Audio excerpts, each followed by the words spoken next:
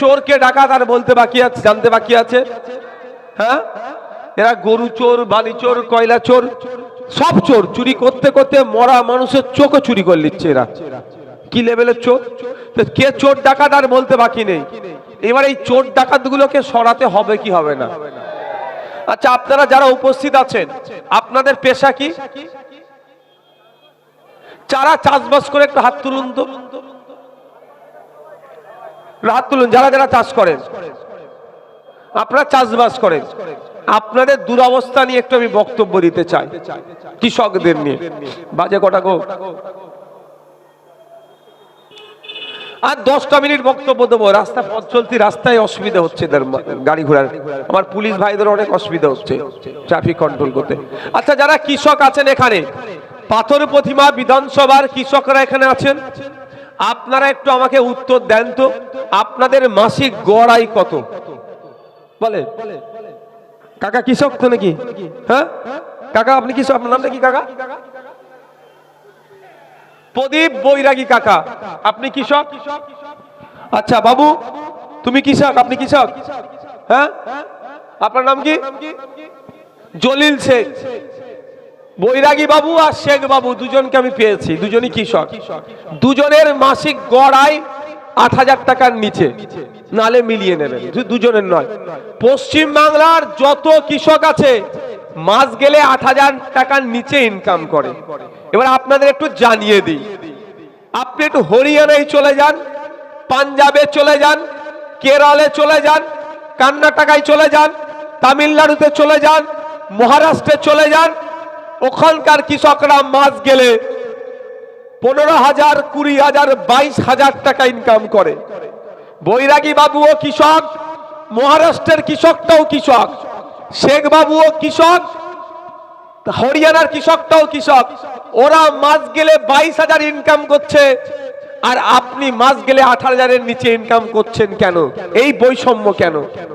আপনার ইনকাম বাড়ানোর দায়িত্ব কার? সরকারের, সিস্টেমের। সরকারকে আপনি যে আছে মন্ত্রী, মাস গেলে 1.5 লক্ষ টাকা মাইনে দিয়ে রেখেছেন। আপনার বিপদ আপদ, আপনার অসুবিধাগুলোকে সুবিধা কিভাবে করবে বলে। আর একটা রাজ্যের নাম বলি, মেঘালয়া। পাহাড়ের ওপরে একটা রাজ্য, ছোট্ট রাজ্য, মাত্র 380 হেক্টর কৃষিজ জমি আছে। আর আমাদের ওয়েস্ট বেঙ্গলে 1 কোটি হেক্টর কৃষিজ জমি আছে। ওখানে মাত্র 380 হেক্টর মতো কৃষিজ জমি আছে। মেঘালয়ের কৃষকরা মাস গেলে 30,000 টাকার উপরে ইনকাম করে। কাকা ভাববে আমার কি দুরবস্থা। কি কাকা? কি গো? ওরা কাকা 30,000 টাকা ইনকাম করে, আর আপনি 8,000-এর নিচে ইনকাম করছেন। ওরাও কৃষক, আপনিও কৃষক। এই বৈষম্য কেন? আপনার ইনকাম বাড়াবে কি কে? নওশাদ সিদ্দিকী? না, আমার পাওয়ারটা নাই। আমি রাস্তা বলতে পারি, কিন্তু ইনকাম যাতে বাড়ে তার জন্য সরকার। ইনকাম যাতে বাড়ে, এগ্রিকালচার মার্কেটিং মিনিস্টার আছে, একটা এগ্রিকালচার মিনিস্টার আছে, মাথায় রাখবেন একটু। সেই মিনিস্টারকে কৃষকরাই, আমরাই ট্যাক্সের টাকা দিয়ে মাইনে দিয়ে 1.5 লক্ষ টাকা মাইনে দিয়ে রাখছি। আমি আপনাদের বলছি, ইনকাম কেন কম? মধ্যখানে দালাল ভুঁইফুড়েরা ভর্তি হয়ে গেছে। ওই নেতাদের আশেপাশে অনেক দালাল ঘোরাঘুরি করছে। ওই দালালদের অত্যাচারে আপনার ইনকাম কমে গেছে। আমি একটা উদাহরণ দিলে আপনারা বুঝতে পারবেন। আপনাদের এখানে বেশি চাষ কি হয়? ধান চাষ। সবজি কি হয়? টমেটো হয়। টমেটো 1 কিলো আপনি কত টাকায় বিক্রি করেন? হ্যাঁ, আমি কিনি 30 টাকা, 50 টাকা, 60 টাকায়। আপনি কৃষক ক টাকায় বিক্রি করেন বলুন?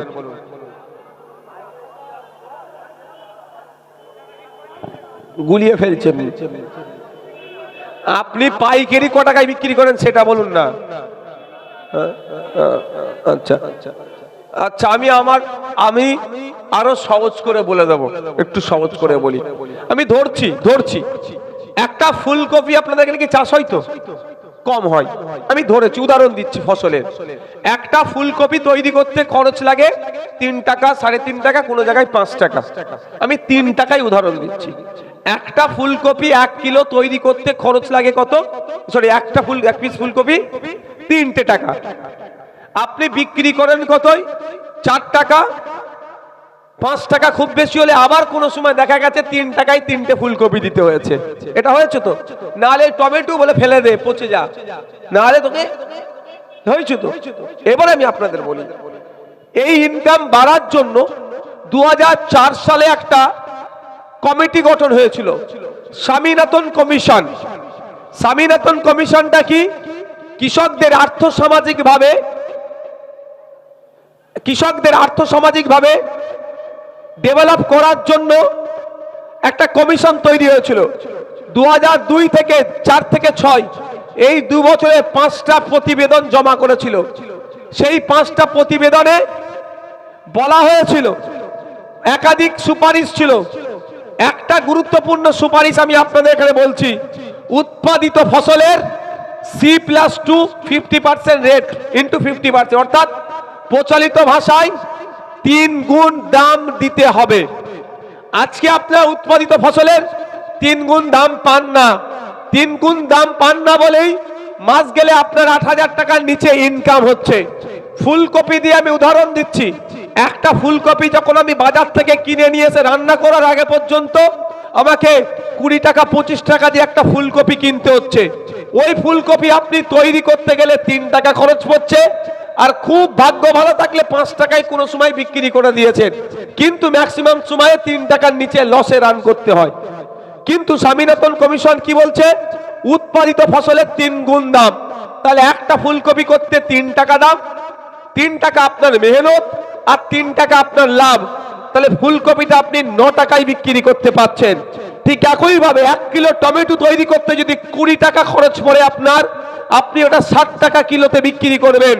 অ্যাজ পার সুপারিশ হচ্ছে স্বামীনাথন কমিশনের সুপারিশ অনুযায়ী, কিন্তু সেটা কি হচ্ছে? হচ্ছে না বলেই কৃষকের ইনকাম কমে যাচ্ছে। আজকে 1 গুণও দাম পাচ্ছেন না, 3 গুণ তো দূরের কথা, সঠিক দামটা পাচ্ছেন না বলে 8,000 টাকার নিচে ইনকাম।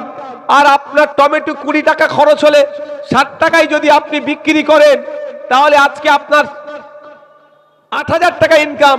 3 গুণ মারলে 3 আসছে, তাহলে একেবারে কত টাকা ইনকাম আপনার বাড়লো? 16,000 টাকা ইনকাম বেড়ে গেল।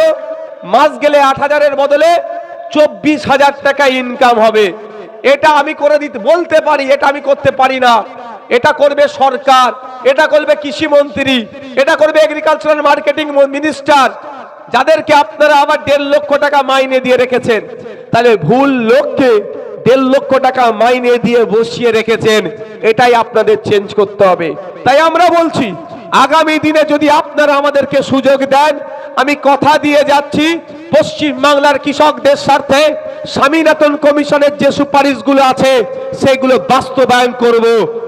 আপনার কৃষকের উৎপাদিত ফসলের 3 গুণ দাম হবে, অর্থাৎ সেই সময় আজকের ডেটে কৃষক যেটা ইনকাম করছে, এই কৃষকের ইনকাম সেটা বাড়বে। আজকে অনেক মায়েরা আছেন 1000 টাকা 1200 টাকা মাসে দিচ্ছে, ভালো কথা, ওর আমি বিরুদ্ধে নয়, কিন্তু আমি চাই 1000-1200তে কাজ হবে না, মায়েদেরকে 5000 টাকা করে মাসে দেওয়া হোক। তার পরিবর্তে কিছু কাজও বুঝে নেওয়া হোক। কিন্তু মায়েদের বলবো, 1000 টাকা 1200 টাকা দিচ্ছে আপনার হাতে, আপনার স্বামী, আপনার ছেলে বা আপনি কৃষক, আপনার কিন্তু মাস গেলে 15,000 টাকা চুনাই সরকার লাগাচ্ছে, তাই তো নাকি গো?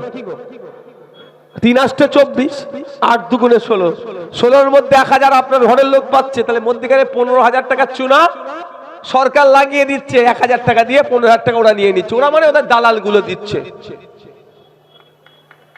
তাই একটু সজাগ থাকতে হবে। বাজার এলাকা, বক্তব্য আমি দীর্ঘায়িত করব না।